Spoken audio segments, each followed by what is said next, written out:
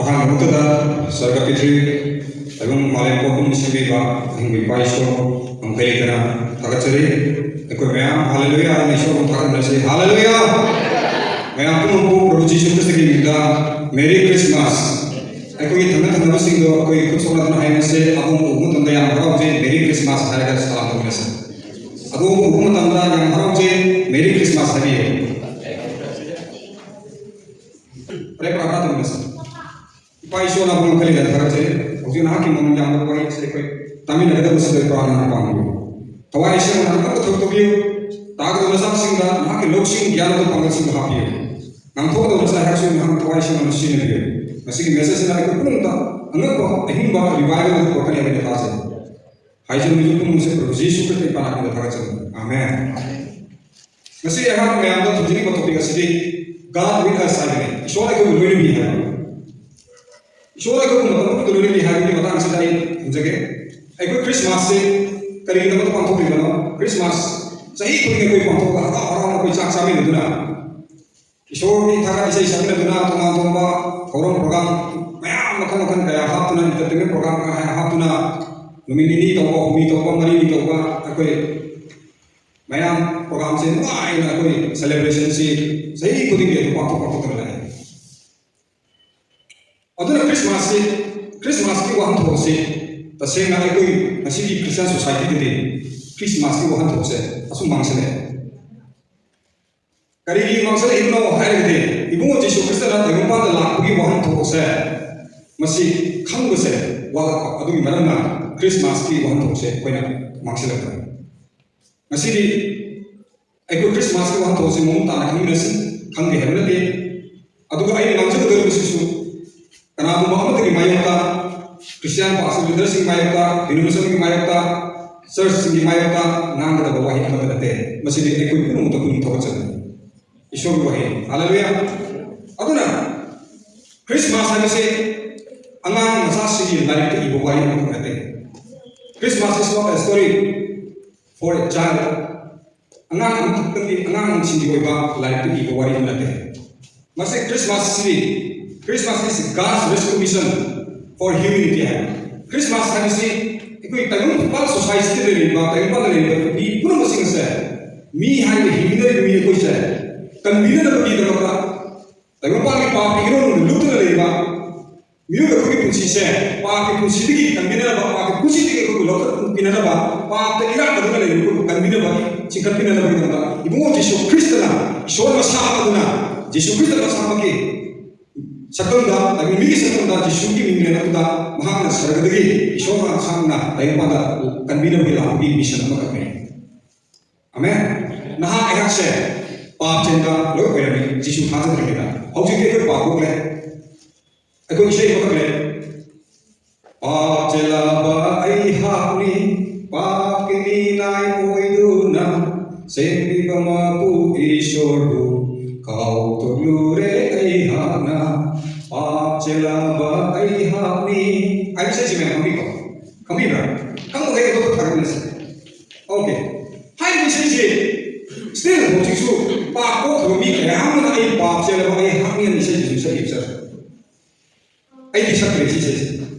सासु समय में एक शब्द है पाप चला बाई हापनी पाप चला बाई हापनी को पाप चेंद्र की चला बने दीजिए पाप को पाप याव पाप अदुरा थोकले जिसुना आमेन नहोंगा नहाका लेरबा पापदो इबो जिसु क्रिस्त की मपान पापदो लोथोकले ना हुजी पाप चेद्रे ए पाप चेले ऐसे ही सकिया सकिया जो पाप चेलम आई हामि है सकिया आई चेलम ने बा हुजी पाप चेद्रे जिसु क्रिस्त ने तगंबा लागा वो ऐसी करी मरम को इबो है तारे मसे पाप चेलम मी गया तगंबा ले इना को इरा लाइ को मसा को जीवा अमुवा नांबा अमुवा कई ले खाई दो तगं मी पूरा मसे इबो ईश्वर मसा ना मखुन सेम की बा अदुम तगं मी कोई से मां की मसा करे मां को पी ने कोई से मसा कोई से इबा मां ना मामा की सकल लोरी मामा की सकल लोरी बा ईश्वर मसा ना आई कोई से असुत निशी हालेलुया ईश्वर का मुंशी से थाजरा ईश्वर का मुंशी से यानी आई दिया आई दिखा दे हमें करीगदमता ईश्वर मसाना सर्गदगी मांगले तरक ईश्वर कनामता उगले त्रिमसी पावता तगंबा से ईश्वर मसा खंबा ईश्वर उबा मी अमत लेते अदोबो मसा उद्रिबा मसा खंद्रे ईश्वर तो आई ले मसे खनन में याना बगदमता ईश्वर मसाना सर्गदगी मां की थोड़ा एमा तगंबा दरमान थाक न बगी थोराम तो अदु जो सही कया मांगा आइजया माइसो प्रोफेट आइबा प्रोफेट ओइबा आइजया को निपासकी मां की मती नि तगंबा अदुबा निंथो इंथबुई जुबरास तंबीबा काउंसलर प्रिंस ऑफ पीस अदुबा ईश्वर अदुबा लेना की मपु दो पोकनी हैबसे चही कया मांगा तही कापेट मांगा इबो जिसु पोकनी हैबसे आइजया माइजो अदुगी ममाना जिसु पोकनी चही सापे मांगा लॉथोकी अरी बोगा खतमना आरिबा प्रोफेसी असे ईश्वरना अदुबा सर्गतु चिंगु सिलरगा आइजया को प्रोफेट से सिलरगा ईश्वर की वपा को मागी वफो मतो फोंदो हनके ईश्वर ऐसे तगुम मीना मसक खंगना आई लेरी आई हिनी है से खंगना को ईश्वर ऐसे तगुम तगुम मी कोई आई सा ना पुरम से पा नमर लोन लोग तो चकी तारे लोन लोग तो तागे तारे कंदी नन बगी दमता ईश्वर मसाना तगुम पाता पो नन बगी दम कंदी नन बगी दम मागी थोड़ा तो हाना न सही सापे के मांग तो अरी बोले मतमदा जिसु क्रिस्त से अखोइना मतमदुदि थोचा लेरंदे अरी बोले मतमदा थोचा लेरंदे मतमदुदि इरा पोना तलगा मी बगी नतोबो पाप से माना इरा पोना तल थौ तोरगा अलतारदा संजलगा फंगोंगा संजलगा ओपियु हाइना हाइजरगा थौ तो साना सरेन तलगा ईश्वर मागी पाप को नन बगी थौ तोरमनि अरी बोले मतमदा मोजेस की यात्रा को ना को मी कुतिन सर्गजतनी है ने अरी बोले मतमदा यात्रा को मी कामना मी लाटा कया यात्रा को ना को मी के ना नंद बगी मरना अदों वैदा तो थुगाई ला मी तयाम लो तो सकरा थोय काम लो ता करे अदो ईश्वर भी है मोजेस भी यात्रा से काम ना को नंद्रे अदो नदी अरे ईश्वर कोई मा यहाना तगो पासदा अरे इपाना खता कोइना मोय से यात्रा तो सरेन तक भी होता थौ तो भी होता फंगोंग जतन खुलना हाइ तो भी होता आई की थुजाना अमुक तंगना को कॉपी रे हम ईश्वर की थोड़ा तो लेकिन मरना ईश्वर मसाला तैमा के थरे नबी थोड़ा तो करे अदना आइजा प्रोफेट वाह तो फंगो अदना यीशु क्रिस्त से तैमा को नबी थोड़ा तो अनु वाले को मतंदा सही सारे के मतुंदा यीशु क्रिस्त मेरी को बाप से के सागे बेथलेहम अदुम जेरूसलम की बेथलेहम शहर का मेरी को वसे के सागे की मपाना यूं यीशु क्रिस्त से ओके अगर लुक चैप्टर 2 की वर्स 10 11 सुना है लुक पद अनी की पदता उन सुतरा मा करेगा सर्गतो नाम को है कि कीनो मरन दी येनु आइना न कोई मी पुनो की कोई का याम हराओ बा फगवा पाओ उरगले वर्स 11 मरन दी कसी देवे की शहर ना कोई दम कमीमो को हम बोले महापि इमो क्रिस्त ने हालेलुया यीशु क्रिस्त को नन कोई दम का अफवा वापा अमा पुरली है ना लाथो में अदुम मन यीशु क्रिस्त से बुरा लगा को बोलते यीशु क्रिस्त से नो थोड़ा को बोलते मां से वो करे है सर वो नन कोई मां की अंगा में तो मिरो भी आनो की जगह आतो हाना परमिशन लोगे मेरी ना घबराहट है जिसमें ईश्वर ना सर्गदगी गाबरेल खाना तुम गाबरेल दा है लगा मेरी दिख पांच सौ लगी बे बदन ईश्वर की थवाई ना नो मंदा थवाई से नो मंदा लुमसल लगा अंगा हम मिलो नो मंदा हम पोकरी है मतलब दा मेरी से आई यूं पांच मिनट में मतलब करना आई यूं अंगा पोकरी है अगर जिसु क्रिस्त से लुपा मस लुपी मई पालगा लुपा मस लुपी को खुदिन मिनरगा यूं पारो वो फोंगो पाथोतना असा आत तोरगा अदमन वो पाथो कोरे है का मेरी का जोसे को ना यूं पालगा लुपा भी होगी हमने नरका पोखिबा मसा जिसु नते जिसु सिदी तनागुम अमदगी मपान यौदना ई मत यौदना जिसु सिदी स्वर्गदगी ताई थवायना मेरे के चांग संगदा थवायना लुमसलगा तगुम मियबगी फिबम ना चमना अंगा खबुम तरा ना खबुम न पुरगा जिसु से ताई पान मियो पोखिबे मिगी सकना आमेन मदुगी जिसु से पोखिबे जिसु तो एकोन साइ सब मुदबा ईश्वर God amala hai Genesis chapter 1 in the beginning God created the heaven and earth hai to aho bada sarga anu se prithvi male se ki hai ईश्वर तो अहो बदलेगा लेकिन पृथ्वी का करीब अमत लेकिन in the beginning the last half of the alpha and omega oriba ishoro ma ekoi masa bugum yana bugum ma ta mi system da laga mi uri po mani adu ma ke manu de hindi ba thawai adu sargada le ba ishoro ni amen adu ishoro ba pa la re po re po ki jishu se tari ke mo po ni no hai ta de nasai ko ta ko ta pa pi yun lu le ba ta mi ekoi se pa se ba ekoi se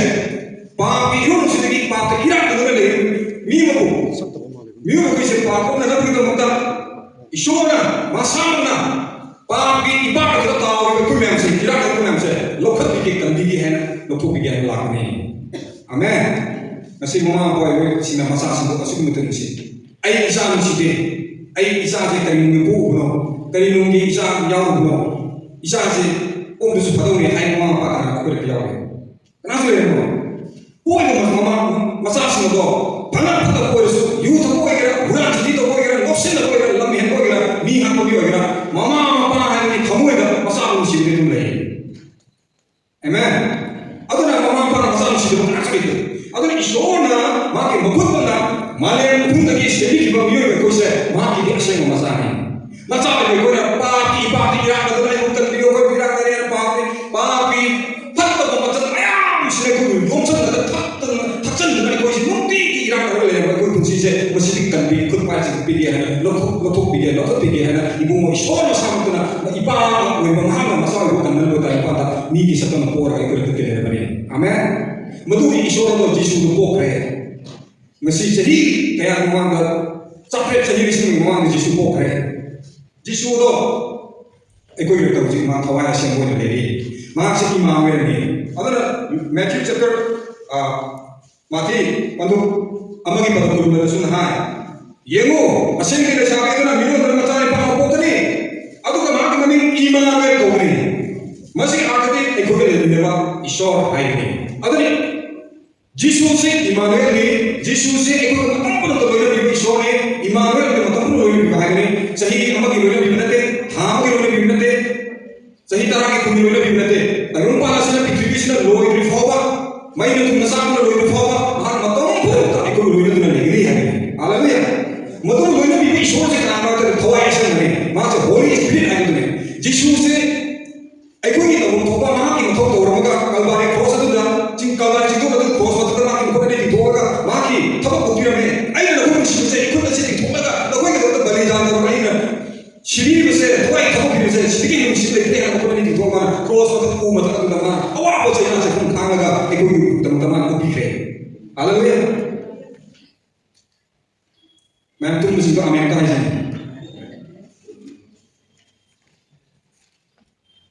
jisu Kristus na ko ti kung pugin ma arte kay na ki ko na ai ko na phata ba khali ba ta yung mi ko na to pa bi ko khanjil ko ma ko bi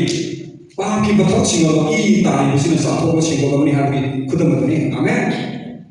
amuna ko ta pa ki thot sin khan na ne kun na sin ti tho na yo bi thai tu na no na ni na kun to ki pa me sa ai ki kutri ta ni sin sa tho bi ko tho bi ni hai umo to ta ne thni ai ko ki thamoi na pa to khan ne puni no ya ma ni puni no ya ma khan le a phabu su khan ne pha to su khan le mi hani su khan le mi ma ko na kurang su khan le shen sa su khan le shen sa tu na tu su khan le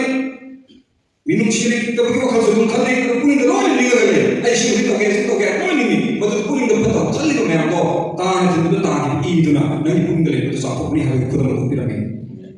Kau ni tahan itu itu, isam tu tahan nanti, tapi mungkin kau ni tahan itu kau masih nak tahan pirami itu kau tahan itu, betul lah cakap betul cakap itu kau, you tak betul, number 4 cakap drug cakap, mi hak betul, kami hak betul, drug, kopi hak betul. Kurang cuti tu betul, mi hak betul, nak tu betul, kali mau hendak berapa tu tak sih tak ada bong sih tak orang bapa sih tu, ay bong sih tak ada, ini sih tak kau tak ni yang di putar bukti nama ni, amen. Isam tu Yesus Kristus tak bos lah, marah lagi tu na, nang di hapon tu buki hati ni aku tu, nang di sibuk tu sibuk ni hari sibuk nanti. Marah kam kita cina aku ini sih kata. Kau tu tinggal ni, tu nak tinggal tu, apa kata tu nanti, atau orang kan, tinggal lagi, legend tu nama cina tu orang kan tu orang tu nama kaya kita betul ni. Kupat tu yopi tu nama tu dah, tu lebih yopi tu. Ngasih ke cross ke, suki, thari sangat. udo adune ni yongna thana tungna thana kelli yopi se kayam changbu chawge ha ko asugno tek changbu yopi history de yong matanda ai ko ne inji manga ki yopi to adu yopi de nate inji tara hen changba so hen thana ba yam ne emen je adu tek thaba yopi chawduna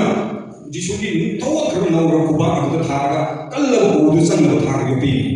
madu China to tara kan khang ta mi yobe ko puro kan kare amen ai ko na tingkang mu yu matamda karimo thang te na so matamda thuk ki na China ko ne khang mo te aduga jisu de ai ko ki to mata thawai thadu na mi to ma ai ko ki to China ko khang ki hallelujah jisu na khang ki China to ari manate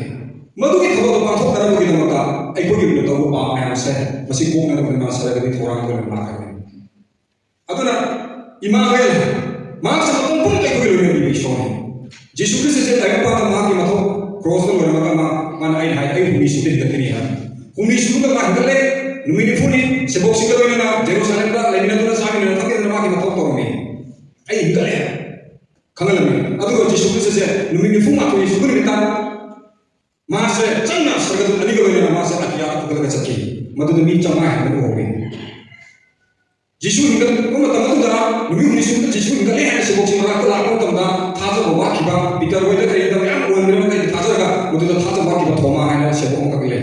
madu ki pa da ma de Jisu hingal tha so da na Jisu na khang de ge thoma nang na ai ko ai hingal le tha so da na adu de la ai ku ba sa ko mi de thilu la wa na ma ka ko yo bi tha ki mo ko de Jisu na ku do mi thela ye ka ma tam da ji thoma da ko mu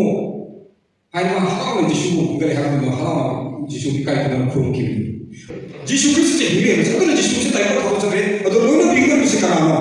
Jisu chang balon ko le ko pan ki re ma sa sa re so re ha ko ri ai ro ma ki thawai ko ko yaw ni na ha cha su ma cha su dukan cha su kai re na to plan cha ke na kai to cha ke cha cha ke tung re everything Jisu tha so sa no no thawai se winner ga cha ni Jisu to yaw ni amen to Jisu to pithvi ro to fawo winner ni ma to Jisu to Jisu ni aduna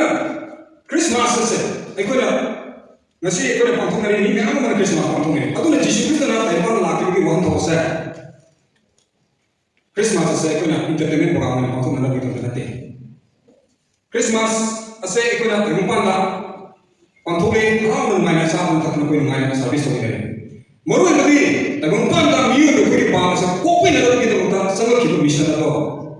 Jisu Christ na la ki thaba to ni ko ni mission Miyo ko na pa ki karna iso na ki yomunde miyo ko na sa yomunde pa che ro ni na pa ko ro ni pa tar ni na adam musu ki matu ni na pa tar ni na aduna mo ko ki sala ka antani ka pa ni mi pun sing se lai ha ju pamja ko ju ina ko ju lai ro ju mi na ko ni mo se pa che le ni khut na te adam musu ki na pa to mo tum da dai pa ka re ro pun na pa che le ji ko pa sa ko pa ro pa iso se na se mo se pa ta ke aduna ni Romans chapter 3 verse 23 ha for all have sinned and come short of the glory of God pum na pa che le iso ke bating ma iso kare iso ki blessing ke mang re sapok mang re prosperity mang re nungai ko we mang re aduna mi pun mo se pa che ko aduna mi ko na na ko pum pa tu sa ga sapok mari ba ji ba pa no chen sa ga sapok mari se pa tu ne mi ha ba ri to ri ga se aduna mi yo ko ra pa tu to na iso na ki yom da iso ma sa ma ko da yo bira na ba ko ra la la pi re na ko ra yo bira na amen hallelujah oke iso na ko da se na hai ai na ko tha ko pe ai na ko na ko ro le ya iso na ko da ra na maram di ma iman re प्रभु तो पोख है ईश्वर तो पोख है धर्मपाल जिसु तो पोख है जिसु से ने धर्मपाल लागू से हराओ हमें पंथों को धर्मपाल लागू दे मैं बता नहीं सकता today the survey has been born to you Jesus was not born to entertain the world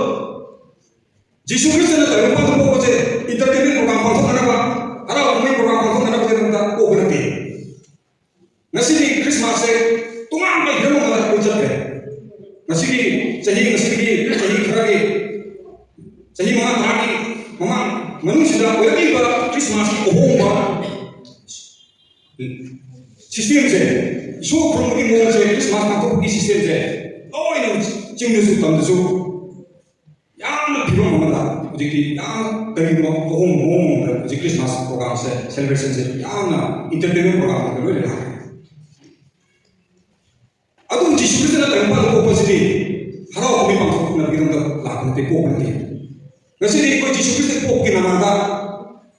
Tapi kalau kita cakap kita pakai tu, memang besar satu sini. Kalau kami kita nak pergi internet program hasil lega hati juga pakai tu, memang mungkin hakim leba. Isu ni ada tu, memang betul sini.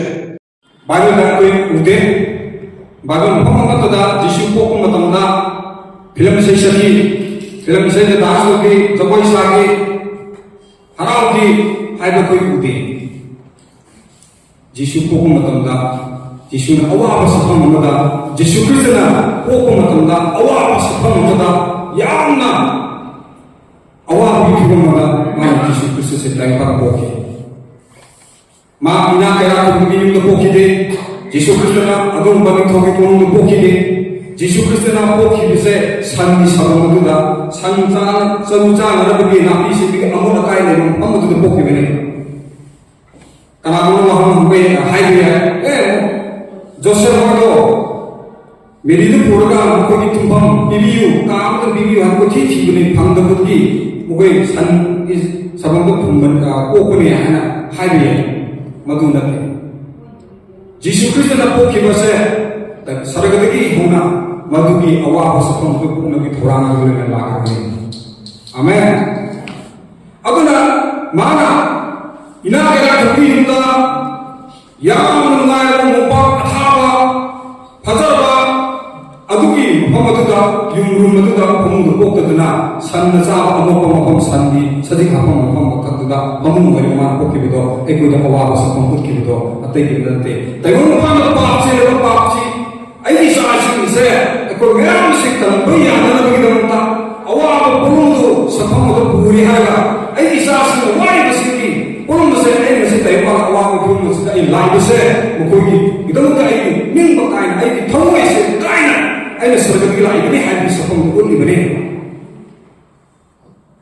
He was born to save the sinners. Mana buki betul pasien mesti terminal apa kita pasien itu yang makan nabi mana laki ini. The manger was the beginning of the cross. Adum ba sangi sabang adum na kulit berarti keno cross itu yang mana lagi kita horor ini hai. Aduh nak fiksi Christmas kita iba macam apa? Am abu malah hai. Isua lumba pun kita yang pada serba kita lagi pun itu ekor madu khan kita muda aksam kita apa kita entertainment program kaya madu tahu apa kita bah kita macam meyaman mana kita sesuatu sesuatu activities apa tu pasti nama kita isua kita berikuti. Menurut si Jisu Kristus tahu apa pun kita se harap kami pangtu orang lain tahu apa kita dalam kami belah nanti. Maka orang saya hingga send sinners. Tapi orang pikir itu mereka pun pasien lebih pun sekitar dia yang lakukan. Amin. Matukan kalau betul nak hak jawab ini. Atau tadi Yesus Kristus itu kalau kita masih signifikan itu, betul itu kalau Yesus belum betul daya. Yesus nak kita good news itu berapa? Apa-apa berapa? Boleh apa-apa boleh mana tu kerana Kristus ni, mak Kristus boleh.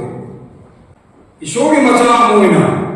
Aku nak mesti iswogi dengan aku nak tahu mesti kerana hai saya aku waham anggung itu tak. Yesus Kristus tu, ayam pada pukul hari Yesus aku kecil tahu nak raya, kamu tu tahu na. Yesus nak mak aku tu berapa mak inta mak harau mak nungsi mak mak bis tu mak asa tu aku nak makan bersih. Yesus aku nak makan inta berapa? Asa tu berapa? Karena aku tu hujan sikit lagi. Karena aku mesti society kita tahu yang serimba, mungkin kawasan serimba, kain mana saudara serimba, yung berbeda saudara serimba, isinya saudara serimba, sama dengan apa makasih, mana lagi tuai je, mana lagi yang kamba, hingga asal lagi, hingga kesukaan lagi, kamba ni kayak apa lagi? Tahu mana sekarang kayak apa di pun saudara depression ada apa? Bukan betul betul lagi, sah ya, atau masalah anak पोका शिवगी कुफम नायबा मी कया मुसले अदुम miss अदुम ईश्वर के अदुम हिंदुगी आसादो पुरपने आमेन हिंदुगी आसादो तयुबा ले को पुरम पुरपने तयुबा बीवा आसादी तयुबा बीवा इंथावदी मा तुमगी इना या थुमिया है कोई मानी मरे मत तो पूरे लोग तो ना साई के पैसा क्या ले रहे गाड़ी मारे तो मैं यूं फसल मारे तो ले रहे हैं तो मधुई मतलब तो वो सब मतलब मांगी इंथो मांगी के गाड़ी मारे मरता वाला था बीवा तुम बीवा गाड़ी हो गया वो एक एक्सीडेंट हो गया गाड़ी तुम ही हो गए मतलब बात गाड़ी मारे तो उनके आसादों उधर मांग रहे मधुई इंथो वाला मान की इंथो गाइस यूं फसल मारे दिन में तो सारे लगेंगे यूं तो मत रखने यूं तो करा लेकिन तरह करे हम हुआ करे मुझे करे मैं इंथो मांग रहे पैसा में पाए नहीं लं पैसा लं तुम्हें नहीं लं तुम भी है पैसा तो तुम बोली भी है इंथो तो मांग रहे पैसा तो लेके हाथ में पैसा लेकर छोड़ा नहीं पैसा एक काम करना करना तुम नहीं है पैसा लेने की मदद करना मुझे नहीं पैसा लेने पर काम पैसा लेने पर काम मदद करना छोड़ा करना मसा नहीं करना मसी नहीं सोई करना टेंगर बनिना उड़ अगर मसी तैवान की टेम्पररी पीस तैवान की मतलब तैवान की इंटरवाइज ईश्वर भी में इंटरवाइज मी थोड़ा करने में इंटरवाइज हालांकि तैवान भी मतलब तैवान अमुक से भी रोज मतलब अदुम इंटरवाइज में ना कोई कुछ ना लागी है मार सरगर्मी की लेकर बनी मार इंटरवाइज तो प्रोग्रेस इंटरवाइज मसीह ममितान तो न्यू किया था मित्तान काम हिने भी कुछ हिंदू करी का मित उधर करी तो मन तो है खाली शीघ्र करके खाली भी शीघ्र नहीं आसार लेने में थोड़ा है तो इंद्र भी तो नदी में नहीं है ईश्वर आसार की बला में जेल का काम तो नहीं हुआ लाया मिया पता बसिना हुआ ना ताहना मवन भेदना यन खतना ना करना ना है ना मवन चिंजेल का वहां पहले तो वैक्सीन की कमी ना बनी था अलग ही तो ईश्वर के इनका तो आसार पूरा है लाया सीधा लाइव के यार ऐसी पीछे को बंदना निकम ना कि इन मतलब से जगह दर्शन हो को बंदना नहीं तो कोई दिन मार को जगह नहीं लगा को ले ले आई कोई ना तो मुझे ते मोह मांगे बने को तेरे पे सब शान काम मांगे पेशाब की पाए के पाए को है इना yang benar sahabat paling kecil atau dia dalam society ini asal mula itu kayak asal yang beli nung kita cara apa nak cara ini kita cara dengan himbang dengan ini cara itu dengan kita mau kata apa ni ni asal mula kayak lain itu kita isu yang asal apa pilih apa ni aku mau cari lagi luar itu kami itu dah zer cara mau tu kami cari lagi kami itu dah Ishona, aku mau elak jauh, thang ni, Ishona, jauh, jadi pagi kami mulai nak betul betul, anu kami tu, yang betul khas betul kehadiran ini, betul betul cakap betul le, nak kaya kondisi ni mana mana ni ceng cak पैसा mana betul पैसा लगा, kenapa tu betul betul mana ni hidup betul betul le betul le, lain kami mama masalah kerja baru mulu, nasi nong ni, mungkin cara secara ni, kuisi lagi, thang le mulu, Ishona mulu ni, Ishona mulu ni aku bah Prophet Elijah को था में चलो जाले पाके में तो बात करूँ बा लाइन में खाबी में चलो अना लामी अली मुंडी खाबी में तो आई चाम तो भी हो रहा मम्मा जाके तंग चाम बा या तंग थंजो तो अदु जाके शेगी ले जरूर तो मम्मा ने बोला कि ऐसा काम ऐसा क्यों तन भी हो है उधर उपाय करें तो तुझे अदु तो पानी तो भरे भरे एक कोई साथ सुन चारो है हाँ तन भी बीजे तो अदु पेमन kita ईश्वर थारी को पानी किलो लाइव सिंगो असाबी बला कोई है नहीं आमेन लाइव निगम सालो सीगे ले लाइव निगम सालो ईश्वर असाबी को एलाइजा को पानी न कोई सीरिया नहीं गरम नहीं अगर मान साल में अयाम में पे ईश्वर को भी को बीच में हाल सकरा लाइव सागे भाभी मुंगो अयुसु तो को ये या थाओ तो मुक्ति ओला पे मतलब yang kami tangkap kami itu tangkap sakam itu mau dibawa lagi aku mau luka lagi mama misalnya Ishora sakam mau dibawa mau tapi kami haleluya Ishora tapi kami Yesus kita tak percaya lain sih asal kita lagi amin aku sih dia boleh ingat lagi aku mau biar dia Yesus kita asal kita lagi pakai budi dan benar lewat kayak aku pakai budi tinggi kalau benar lagi masih Pak Polri kiamat masih ayo Pak sudah hingga lagi ini Isya apa, aksa apa, nungai kamu tu macam लेनी youth अपना थपा drugs आना साबा कानी काबा तो लोगा कानी खामा खिसाना कानी खामा जिंदा ओपी खाना ना मी मान ना ड्रग को कानी को कानी खाने को कोई बिता के लो अच्छा फटा वक्त की तो लेकर करवा साग होगा ड्रग में अच्छा मन में लगा क्रिश्चियन कानी खावा पाप में अदो क्रिश्चियन से नदी कानी खावा क्रिश्चियन मारा तोरा क्रिश्चियन से कामून क्रिश्चियन मिहालोय जिसु खावा बसे में मिहालोय मुंबई पायोय गुंडा लोय मिंगले पिसान लोय पूरा हिंदी लोय करप्शन लोय शेजा लोय वो में सर्विस तो जिसु खावा बसे में शो की मुड़ी होती है चाचा अगर नसीब पाप तो मी क्या नसीब दूंगी भगवान से क्रिश्चियन क्या नसीब मम्मी की क्रिश्चियन कोई बात तो सही में जिसु खावा की मुझे नहीं तो क्या ना नसीब जिसु क्रिस्ट की पिक्चर थिया तो मैं आपको ले तो ही चिंग सुमाई तम सुमाई तब पाके क्रिश्चियन क्या ना सुमाई मैं के जो दात एनी कोई मत यू था ना क्रिश्चियन यू तक क्रिश्चियन नंबर 4 सारा क्रिश्चियन पतो पतो का बात होना क्रिश्चियन पतो का लज्जा सज्जा ना मैं आपको मैं आपसे ना से ईश्वर का साथ बोला को आई को लांगों में तो हाई है वही दा लांगों में वही में सांस वाला पाप तो वही भी आते सोए भी पुण्य होगा तो नहीं हमें पुण्य होगा जैसे आई मुझे को भी तो अमन मकान तो वही है लेकिन पास है ईश्वर आपको तो सुना है अगर जिसु के ना लेकिन पास आपकी बहुत हो गई तो कल ना कोई क्रिसमस प्रोग्राम तो कर लेकिन पास कोई जिसु ने आपको से पाप से नहीं मर गई तक भी आपने आदमी को नहीं मारा से भी तो मारा कल बार इसी का क्रॉस में तो नहीं थोड़ा थोड़ा खा के तो एक बाप से कोई मैं किसी तरह नहीं करते आमेन एक बाप कोई लोग पाप मत कर भजन तो दंडी तो मान हो से पता नहीं मान हो से नहीं करोगे aku nak mau tu orang tu kenal kita mahal lapni no hari se mai baba adumwa yang ini thawar mai baha mopa thawa sofa thawa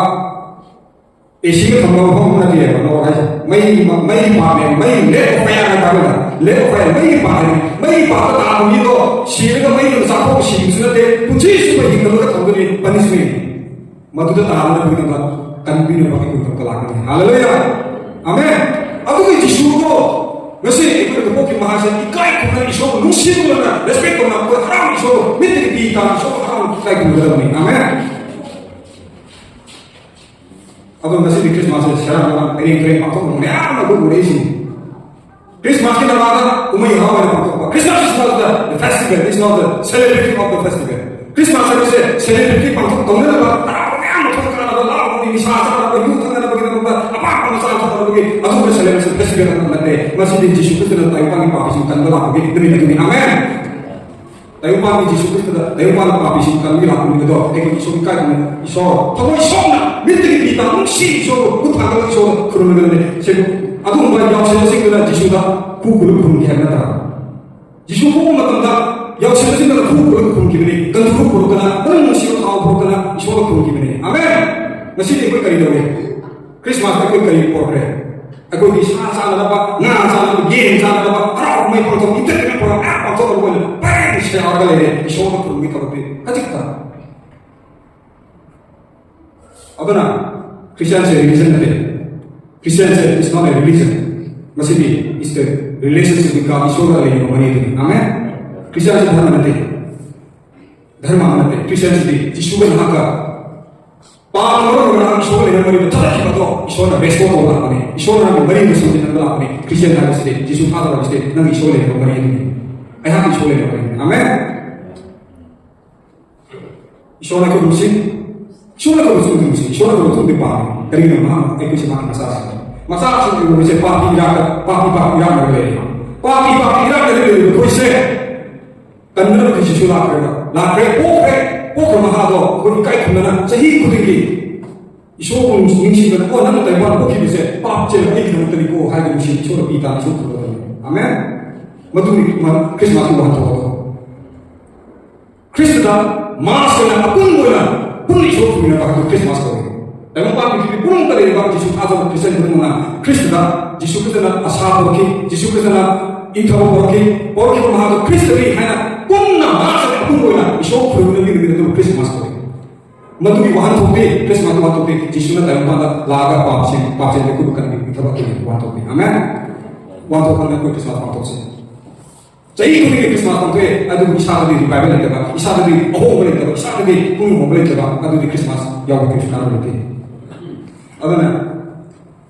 레벨에서 저쪽 집을 하니 영어 아이는 동들레비 아무슨 그나 영어 아이는 동들레비 동길리 그나 아무나 이 고대 나오나 동하나버리 아이는 뭐 상관이 아두가 마하 사미나그리 아무슨 마하나 이게 사미나그리 알레루야 지수나 동들레비 아두가 마하 동수 길리 동길로나 한국의 미션이나 마하 하나님 지수보다 동 한국 마하도 지수고 마하 레벨이 지수고 마하 사미나그리 아멘. 크리스마스 나오는구나 나기 바보이다 지수 크리스나 아이가 다이어가 포기해서 아이 아사 버러니 아이가 인터 버러니 아이 과거 너희가 꼭 너희가 미리 버러니 아람 버러니 지수나 아이 통에 지수나 아이 통에 지수나 아이 통에 지수세 아이 소리 하나나 아무 것을 통하거든 지수 부름자를 믿어도 아주 미사도가 막 렐레들이 막 사미들이 막 터미나들이 하는 모습이 아멘. 산들이는 크리스마스 크리스마스 It is not a tradition. Christian is not a tradition. Christian है उसे चलने की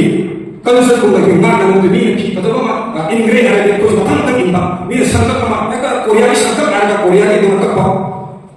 रोए फिर थोड़े रोए फिर तो थोड़ा मतलब अदुकी कल्चर दो अदुकी तो मायने तो ना जिसु भी क्रिश्चियन क्रिसमस से कोई न्यू में की दोनों पंगा ना बोलना क्रिसमस सेलिब्रेशन पांचों को बोलना तो अदुकी नदी It's not a tradition. It's not a culture. macam cakap ni मछली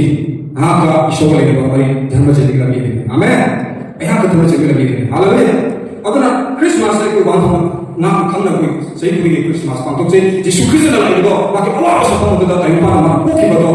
मधु को हाथ हो मां संगी सब तो वो की बात हो थोड़ा सा तो योना भी लगी है हालांकि ईश्वर का एक नंबर ईश्वर को हम तो पोक में जुड़ो कई नंबर ना हम तो पोक में जुड़ो पोक भी तो कई नंबर मां सरकार के मां थोड़ा हम लोग ना करें हालांकि आई अवार्ड सब हम तो भी ना पता नहीं कई नंबर पाप से विचार ना से से पाप में है वो कोई अवार्ड कुछ चीज को कम भी लगे इन खाता लगे ना हालांकि जिसु के तो है जिसु के तो था तो ना चले तो पाप को मुझे 15 बार से ईश्वर को तब तक से सही क्रिसमस पंथों से क्रिसमस पंथों की माया को नाम बनते क्रिसमस पंथों को याद करते पंथों पर में पंथों को वहां तो कर अपने पंथों से हालांकि ईश्वर ने लाभ से नंग एक पुष्टि तंबिरा लाभ में वहां तो कल जिसु ईश्वर इकाई को करने से हालांकि अदुल का मां की पुष्टिदा ईश्वर ना नमोदा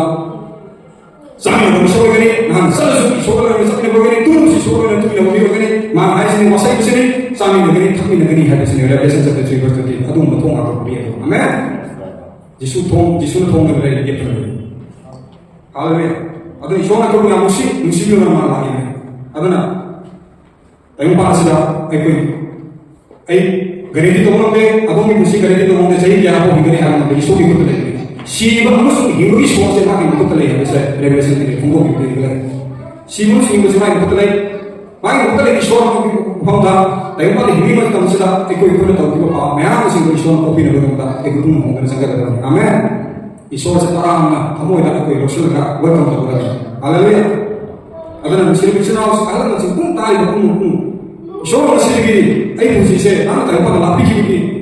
라피기를 거 애기 머리도 나나 사고 그리고 애기 머리도 나나 일단 나와 작품 나나 애기도 다 토와 잡히기를 거 애기 바보 머리도 나나 애기도 나나 순나 도서 또 나도 비기를 거 하면서 이승을 쇼에 그 같이 할렐루야 쇼를 믿으세요 아멘 아드나 크리스마스 거 하도 저기 강나 어떻게 아드나 크리스마스 양 보자가 쇼미야나 아틀레가 크리스마스 때마다 꼭 기도하면서 아드나 막 로이비가 그래도 कोकी बहासे ईमान में कोई इस गांव के वैसे छोड़ा तो मतलब तो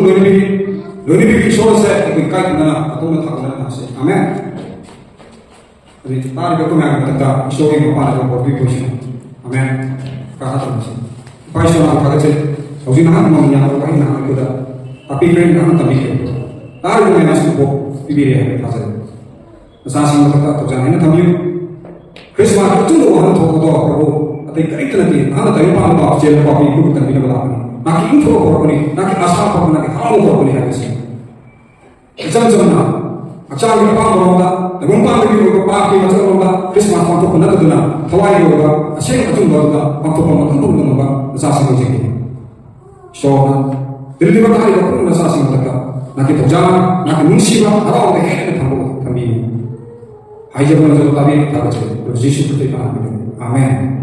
तब से कलकत्ता मशीनरी